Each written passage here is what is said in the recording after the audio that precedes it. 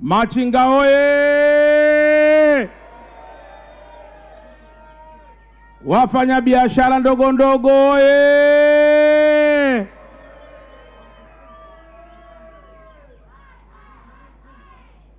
Mheshimiwa mgeni rasmi, waziri wetu wa TAMISEMI, ndugu yangu Mohamed Mchengerwa, wewe pamoja na katibu mkuu wetu ndugu yetu Ndunguru, tunawashukuru sana kwa kuungana nasi siku ya leo. Naomba sote tumpigie makofi sana Mheshimiwa Waziri. Lakini aidha pia nitumie nafasi hii Mheshimiwa Waziri nimshukuru sana mkuu wa wilaya. Mimi Mheshimiwa Waziri nina sifa ifuatayo, na pengine hili huwa sijawahi kulisema. Moja, huwa napenda sana kiongozi anayeonesha ubunifu, na sijawahi kuwa mkuu wa mkoa anayekandamiza ubunifu kwa kiongozi wangu wa chini. Na nadhani wewe Mheshimiwa Waziri, katika mikoa yote Tanzania bara, sidhani kama ulishawahi kupokea malalamiko yanayotoka kwa mkuu wa mkoa akimlalamikia kiongozi wake wa ngazi ya chini. Mimi najiamini sana. Naamini katika kutatua matatizo kwa kukaa na wenzangu. Tukielemewa kabisa utatuona ofisini, lakini mpaka sasa hatujawahi kuelemewa. Lakini jambo la pili, sifa yangu kubwa na ambayo watu wengi huwa wanaweza usinielewe sana, ni kusema ukweli. Na huwa lazima nikuelezeni ukweli ili kama umekosea tuweze kunyoka, na kama umepatia basi niweze kukupongeza. Sifa hiyo mara nyingi sana huwa sio rahisi sana kupendwa. Lakini naomba nikuthibitishie Mheshimiwa Mchengerwa, uko hapa, na wewe pia umekuwa kiongozi wetu mkubwa sana katika wizara nyingi sana. Kwa miaka mingi iliyopita, na hapa nimemwona kiongozi mmoja wa machinga kutoka Mbeya, ndugu yangu Jerry, kama yuko hapa asimame, yule pale. Niliwahi kumwambia nikiwa mkuu wa mkoa wa Mbeya kwamba machinga sio genge la kupitishia siasa nyepesi. Machinga ni kundi maalum linalotakiwa liendelezwe kwa ajili ya kujenga uchumi wa baadaye. Na kama kuna kiongozi yoyote wa kisiasa atatumia faida ya kundi hili kwa kuwa na mitaji midogo na kulifanya kama kundi maalum katika mitaji ya kisiasa, tutakuwa tumepoteza focus, kwa sababu wafanyabiashara wakubwa wa kesho wanaopaswa kulipa kodi kwa ajili ya taifa letu ni hawa hapa walioko leo. Kwa hiyo naomba nirudie tena kwamba tunapozungumzia kuhusu kujenga uchumi wa wafanyabiashara, ziwe ni biashara kubwa au biashara ndogo ndogo, tunapaswa tuwe na mioyo ya kusikiliza kwamba Mheshimiwa Rais wa Jamhuri ya Muungano wa Tanzania anatamani kuona wafanyabiashara wenye fedha, sio wafanyabiashara wachuuzi wasio na fedha ambao muda wote na kazi zao zote zimetekwa na vikundi vidogo vya kisiasa. Narudia tena Mheshimiwa Waziri, hapa Dar es Salaam mimi na wenzangu tumesema tupo tayari kusapoti kundi hili nyakati zote. Mimi labda nieleze machache. Niliwakuta baadhi ya watu wanasema, mkuu wa mkoa tukuoni bwana huku. Nikaambia I'm regional commissioner, mimi ni mkuu wa mkoa. Huku chini wapo wakuu wa wilaya, huku chini wapo madasi, wapo maafisa tarafa. Mimi kazi yangu ni kuchora michoro ya hapa juu kwa kushirikiana na wenzangu hawa. Wakati tunafika hapa niliwakuta hawa ndugu zangu wa bodaboda hawa, kila wakienda wanakamatwa na watu wanajiita tambaza, na hii narudia mara nyingi sana. Kisa nini? Wanasema wrong parking, wrong parking. Nikamuuliza mkurugenzi aliyekuwepo wakati ule, hivi mnaposema wrong parking, right parking iko wapi? Kila mahali akipaki wrong parking, kila mahali akipaki wrong parking. Je, right parking iko wapi?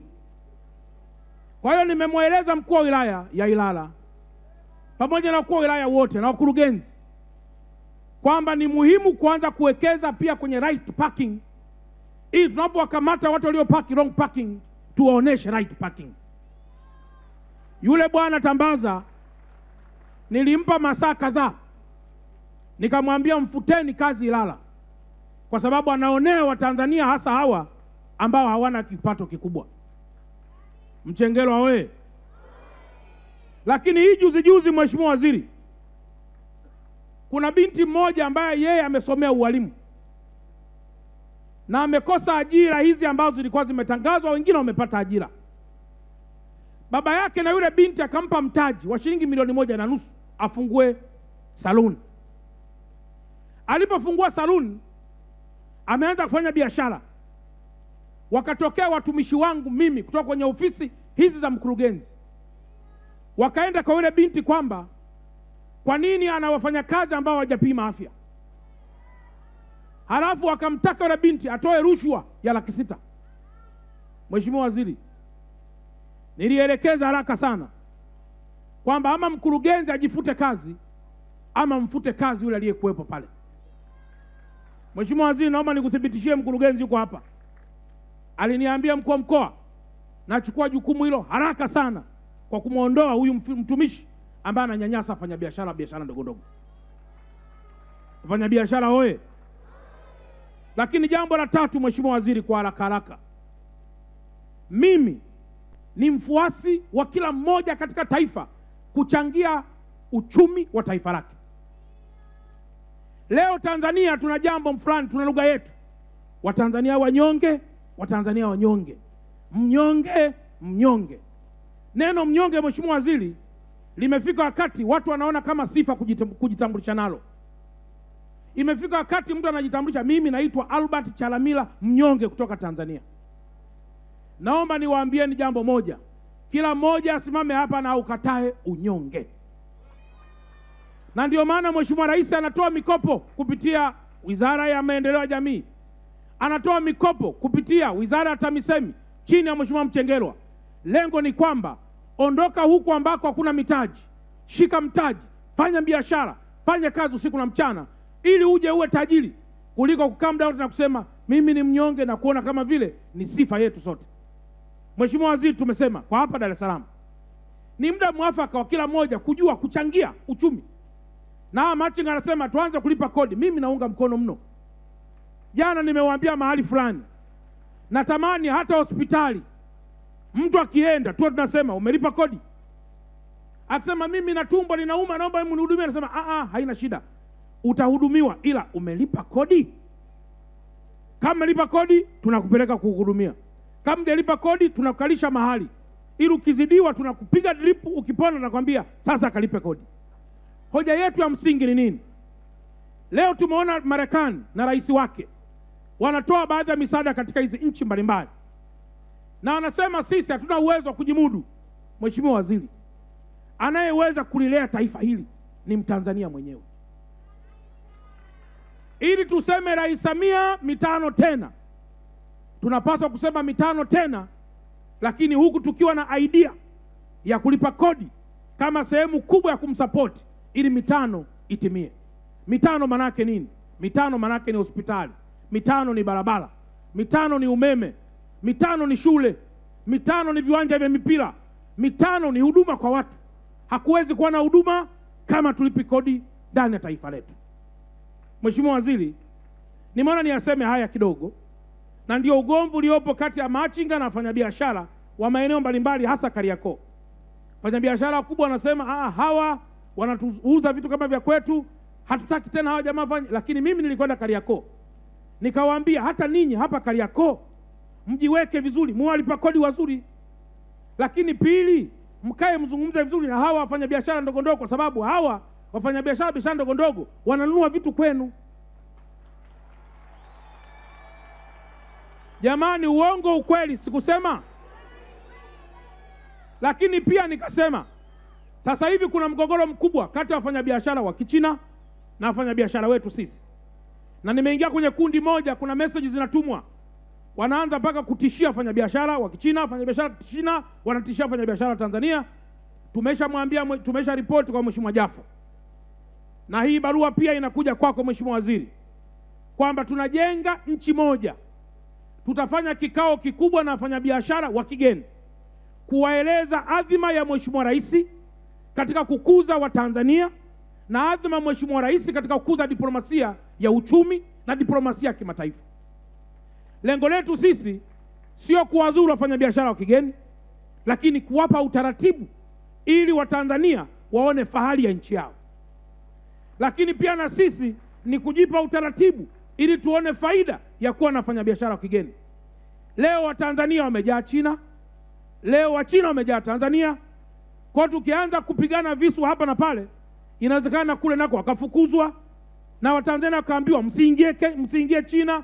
Kwa tunahitaji ustaarabu wa kidiplomasia ambao mwisho utatuvusha kuhusiana na mataifa haya kuwa yamekuwa ni dada na kaka kwa miaka mingi iliyopita. Samia hoye! Wafanyabiashara hoye! Mwisho, Mheshimiwa Waziri, ndugu yetu wa machinga ametoa ombi hapa. Mojawapo ni kuhusiana na hili soko la machinga. Mheshimiwa Rais alitoa maelekezo kwamba kwenye huu mradi ambao wewe Mheshimiwa Waziri unausimamia wa kuendeleza bonde la mto Msimbazi, ambao tayari wakazi wa pale wameshapewa fidia ya kwanza kuondoka. Kama mmeona zaidi ya bilioni 50 Mheshimiwa Waziri zimelipwa kwa wakazi waliokuwa bonde hili la mto Msimbazi. Wamepisha kitu gani? Wamepisha maendeleo makubwa ambayo yanakwenda kufanyika. Moja, zitajengwa hoteli. 2, tutapata viwanja vya mipira. 3, tutapata sehemu za kujenga masoko kama machinga. 4, uboreshaji wa daraja la Jangwani ambalo muda wote ule linaanza, na 5, na vitu vinginevyo. Mheshimiwa Waziri, naomba nikuthibitishie kwamba tumekwisha andika barua, mkurugenzi ameishughulikia, ya kueleza hayo mambo yote kwenda kwa Katibu Mkuu wa Wizara TAMISEMI, aione ile concept kuhusiana na haya masoko, halafu yeye atawasilisha kwako. Mwisho wa siku muweze sasa kuja kwetu tutekeleze hii adhima ya kujenga soko kubwa zuri la machinga ambalo litafanya sasa, litakuwa ndio kilio chao kitakatika hapo, na mwisho wa siku mambo yatakwenda vizuri. Sasa hili inawezekana hamtapiga makofi, naamini. Mheshimiwa Waziri, umeelekeza kwamba soko la Kariakoo lifunguliwe haraka. Tumekupa progress zote, lakini katika kufungua ile soko, njia karibu nyingi zimefungwa, na zimefungwa kwa sababu pia hawa ndugu zangu wameweka meza pale. Sasa kwa kuwa yupo Lusinde hapa na kwa kuwa yupo mkuu wa wilaya hapa, hebu mkakae sasa na wale wafanyabiashara pale, mwanze kufungua kidogo ile njia, ili Mheshimiwa Rais anapokuja kwa ratiba atakayotupatia Mheshimiwa Waziri aweze kupita kwenda kwenye soko, lifunguliwe, liitwe soko la kimataifa. Sasa pigeni makofi kama yale ndugu zangu, sio vizuri. Mchengerwa we! Kufungua njia we! Mheshimiwa Waziri, nimeona niyaseme haya kwa sababu ya kwetu wote. Ndio ile sifa yangu ya kusema ukweli. Kwa ukweli sio kwangu tu, hata kwa ndugu zetu. Kwa naamini atakapofika kiongozi wa machinga mtamsikiliza, kwa sababu Mheshimiwa Waziri, wakati soko letu, wakati nyumba hapa moja imedondoka, ile iliyopoteza ndugu zetu, tulipata tabu sana namna kuingia kule ndani kwa sababu ya hizi njia. Kwa hiyo ningeomba sana tuendelee kuzifungua taratibu ili mambo yaweze kuja kuwa mazuri sana. Nihitimishe tu kwa kusema nawashukuru sana, kuwapongeza sana wilaya ya Ilala kwa ubunifu huu pia mzuri ambao umeendelea kufanya. Kama nakiri kwamba hata mimi hapa nimekuwa ni mwalikwa ndani ya eneo letu, lakini nimeona watu wote hawa ni ishara kwamba pana uongozi wa watu kwa ajili ya watu, kwa maslahi ya watu.